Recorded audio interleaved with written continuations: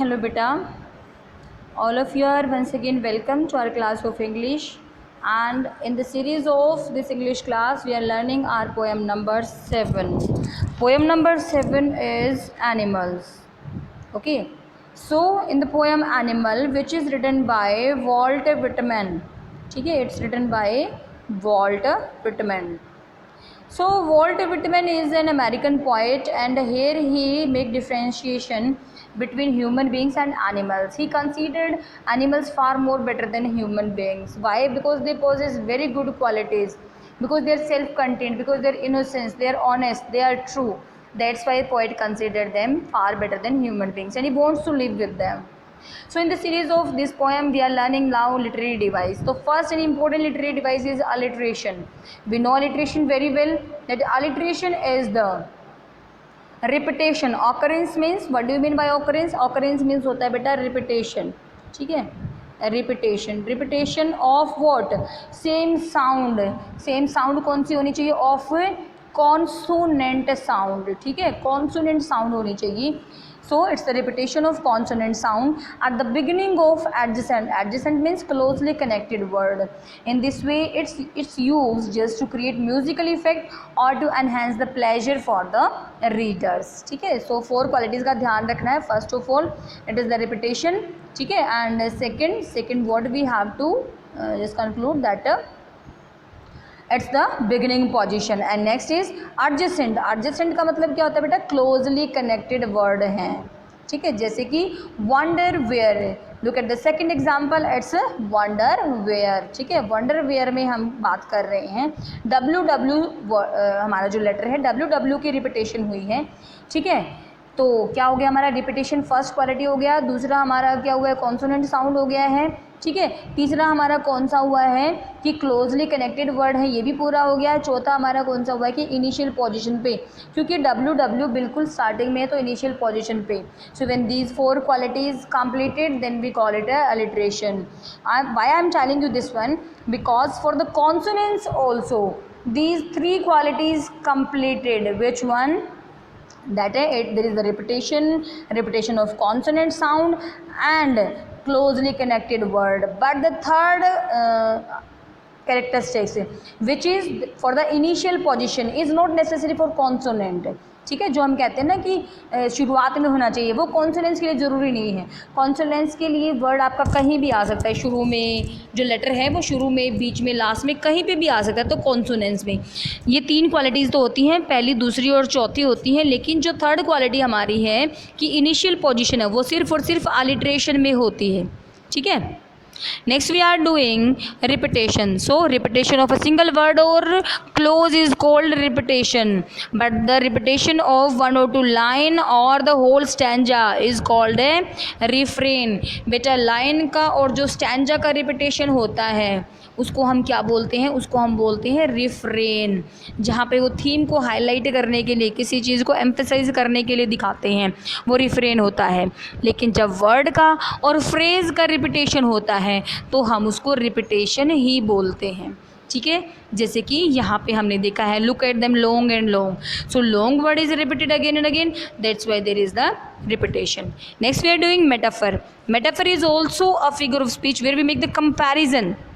आपने ध्यान देना है बेटा, यहाँ पे हम कर रहे हैं comparison of 2 things which are not alike, जो बिल्कुल भी एक जैसी नहीं है, but sharing at least 1 common quality. एक तो कॉमन क्वालिटी होती है, ठीक है. तो देखो simile and metaphor both are similar. कैसे सिमिलर हैं कि दोनों में नंबर 1 तो क्या होगा बेटा? कंपैरिजन होता है, ठीक है, कंपैरिजन होगा. दोनों में क्या होता है? कंपैरिजन होता है. और कंपैरिजन कितना होगा? 2 थिंग्स के बीच में होगा, ठीक है, 2 थिंग्स के बीच में होता है. लेकिन अब दिक्कत यहाँ पे आती है कि तो फिर उनमें अनकॉमन क्या चीज़ है? तो बेटा मेटाफर में तो हमारा क्या होता है कि हम कंपैरिजन करते हैं शेयरिंग एटलीस्ट 1 क्वालिटी के बेस पे, ठीक है, शेयरिंग 1 क्वालिटी. लेकिन सिमिली में क्या होता है, ठीक है, मोस्ट सिमिलर होते हैं. जैसे नाम ही हमारा बता रहा है कि क्या है, ये मोस्ट सिमिलर होते हैं. किसमें? सिमिली में. ठीक है, सिमिली में तो बहुत ज़्यादा सिमिलरिटी मिलेगी, लेकिन मेटाफर में क्या होगा, शेयरिंग ओनली वन क्वालिटी होता है। और दूसरा डिफरेंस हमारा क्या है कि हम यूज़ करते हैं सिमिली में, ठीक है, सिमिली में हम क्या यूज़ करते हैं बेटा, वर्ड एज और लाइक को यूज़ करते हैं, लेकिन मेटाफर में हम क्या करते हैं, मेटाफर में हम यूज़ करते हैं इन वर्ड को बिल्कुल भी नहीं, ठीक है। एज और लाइक वर्ड के बिना हमारे कंपैरिजन होता है मेटाफर में। सो यहाँ पे हमारा क्या हो जाता है, इनडायरेक्ट कंपैरिजन होता है। जैसे कि टोकन ऑफ माई सेल्फ हो गया, तो यहाँ पे टोकन किसको सिम्बलाइज कर रहा है, टोकन हमारा जो है मेटाफोरिकली सिम्बलाइज कर रहा है गुड क्वालिटीज़ को, जैसे इनोसेंस, ऑनेस्टी, कंटेंटमेंट, यानी कि गुड क्वालिटीज़ को सिम्बलाइज कर रहा है, इसलिए ये क्या हो गया, हमारा मेटाफर हो गया है, ठीक है। उसके बाद anaphora, this is the most easiest literary device. कौन सी है एनाफोरा, कैसे कि when the repetition of 2 or more words in the 2 or 3 lines, this is called anaphora, यानी कि रिपीट होना चाहिए, रिपीट होनी चाहिए सेम क्लोज और सेंटेंस, कब, हर लाइन के बिगिनिंग में, 2 या 2 से ज़्यादा लाइन की बिगिनिंग में, ठीक है, सेम बिगिनिंग होनी चाहिए 2 या 2 से ज़्यादा लाइन की। पर्पज़ क्या है, पर्पज़ होता है रिदम बनाने के लिए। जैसे कि हमारे इस पोएम में एनाफोरा का एग्जाम्पल है स्टैंजा नंबर 2, वहाँ पे बार बार एक चीज़ आ रही है कि they do not sweat, they do not wine, यानी कि दे डू नॉट 2 या फिर आई थिंक 3 लाइन में आ रही है, तो इसका मतलब यहाँ पे क्या हो गया है, एनाफोरा हो जाता है, ठीक है। नेक्स्ट हमारा था pun. Pun is also very easy literary device, but here you have to identify, क्यों, क्योंकि there the poet use same word again and again, but meaning is every time very different है, ठीक है। Word same होगा लेकिन meaning कैसा होगा बेटा आपका, बिल्कुल डिफरेंट होगा। वर्ड सेम, मीनिंग बिल्कुल डिफरेंट होता है, ठीक है। जैसे लॉन्ग एंड लॉन्ग वर्ड यहाँ पे है, सो लॉन्ग जो पहला हमारा लॉन्ग, उसका मतलब क्या है, फॉर अ लॉन्ग टाइम, यानी कि फर्स्ट लॉन्ग हमारा शो करता है किसको, टाइम को। सेकंड लॉन्ग का मतलब क्या है, लॉन्ग्स करना, मतलब डिज़ायर करना, किसी चीज़ की इच्छा करना, ठीक है। तो यहाँ पे लॉन्ग एंड लॉन्ग, दोनों लॉन्ग का बिल्कुल अलग अलग मीनिंग है, that's why pun is there. Next we are doing short question answer, ठीक है। सो बेटा we have the question answer that poet use the word turn in very first line, that he could turn and live with animals.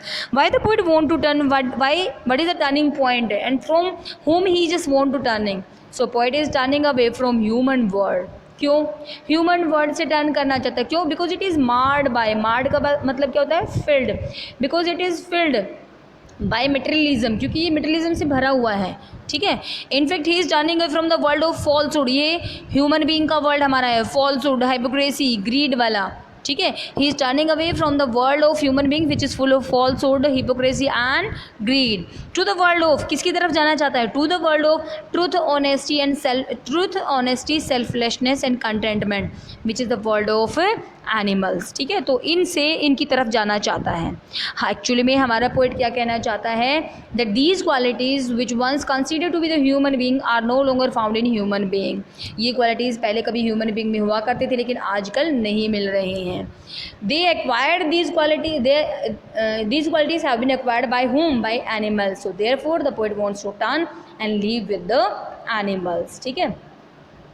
Next is why does Walt Whitman admire animal, animals को क्यों admire करना चाहता है हमारा poet, क्यों admire करना चाहता है बेटा, because satisfied with what life gives them, क्या करना चाहता है वो, ह्यूमन बीइंग क्या करना चाहता है बेटा, सॉरी जो हमारा पोएट है वो सेटिस्फाइड, जो हमारे एनिमल्स है वो सेटिस्फाइड होते हैं अपनी लाइफ से। So they neither brood over their past sins and nor at their present condition, ना तो वो ब्रूडिंग करते सोचते अपने पास्ट के किए हुए कामों के लिए, और ना ही वो लोग अपने प्रेजेंट कंडीशन पे ज़्यादा रिग्रेट करते हैं, कभी कंप्लेन नहीं करते थे, neither complain about their circumstances nor they have the remorse about their deeds, ना कभी कंप्लेन करना ना कोई पश्चाताप करना। दे आर contented, they are innocent and they are very calm, which makes them far better than human beings who every time involved in a materialistic pursuit. That's why Walt Whitman admire them, क्योंकि उनमें good qualities होती है इसलिए उनको admire करता है। Third question is, do humans do humans kneel to other humans who live thousands of years ago? क्या जो ह्यूमन बीइंग है वो घुटने टेक देता है, प्रे करता है दूसरे ह्यूमन बीइंग के सामने जो हज़ारों वर्ष पहले हुए थे? Yes, of course, we agree with the point that human beings do kneel to their ancestor. Every time they raise many of them to the level of their gods and prophets and worship their images and idols. वो उन लोगों को किस status तक पहुंचाते हैं? They make them their god, saint and prophet, संत महात्मा, और उनको भगवान तक बना डालते हैं और फिर उनकी इमेज बनाएंगे, तस्वीर बनाएंगे, उनकी मूर्तियाँ बनाएंगे और उनकी पूजा करते रहेंगे।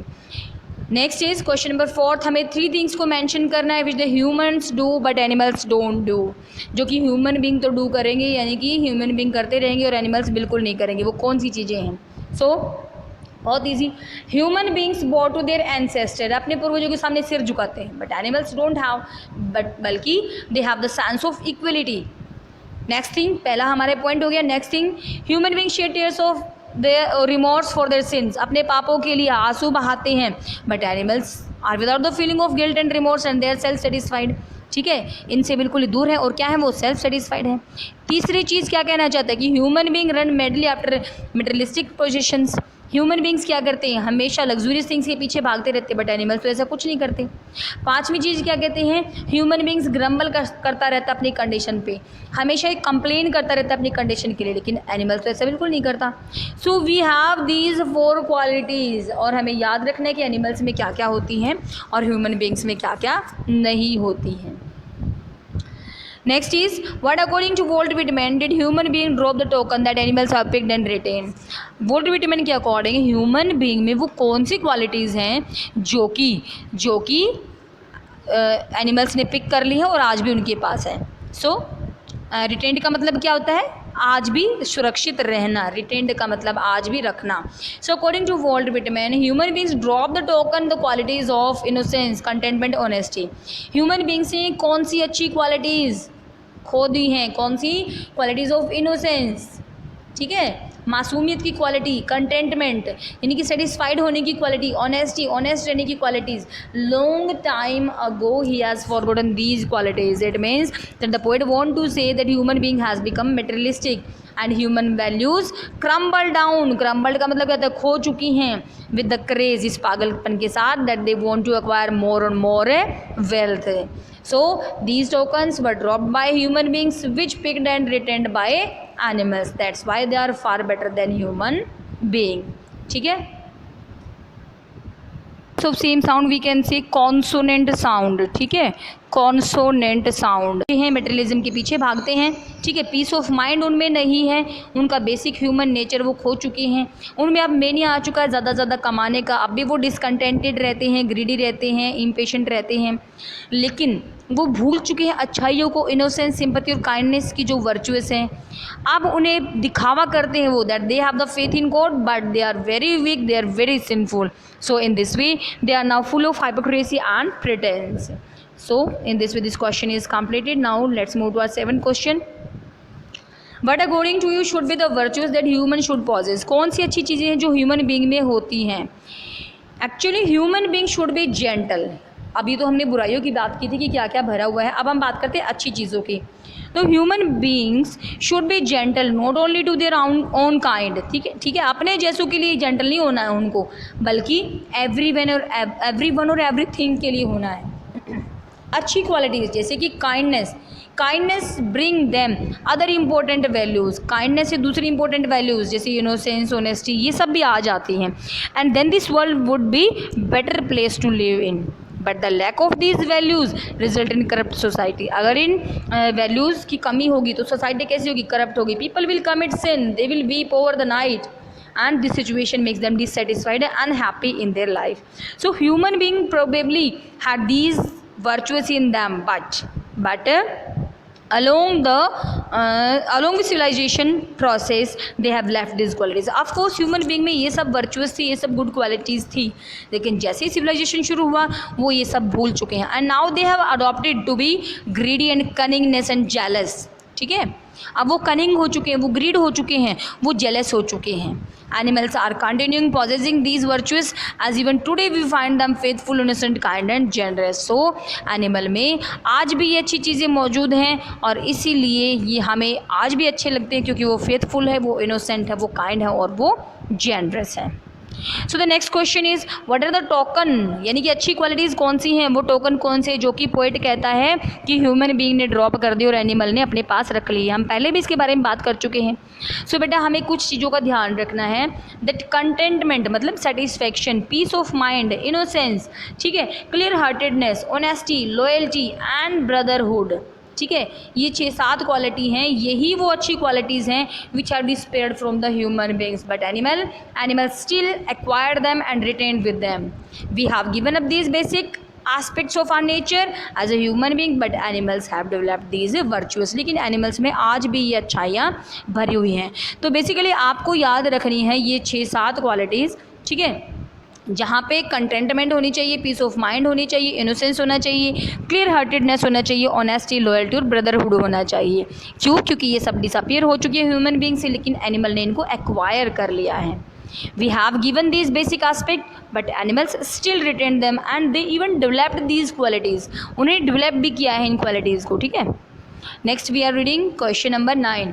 What is the poet's attitude towards animal? Animal के लिए कैसा एटीट्यूड है? Yes, poet's attitude is full of admiration for the animals, ठीक है। पोएट का जो एटीट्यूड है वो एनिमल्स के लिए पूरा एडमायरेशन भरा है, पूरा तारीफ भरा है, because they are far better than human beings, क्योंकि वो ह्यूमन बींग से बहुत अच्छे हैं। वो अप्रिशिएट करता है, किस लिए? अब अच्छी क्वालिटीज़ बतानी है एनिमल की।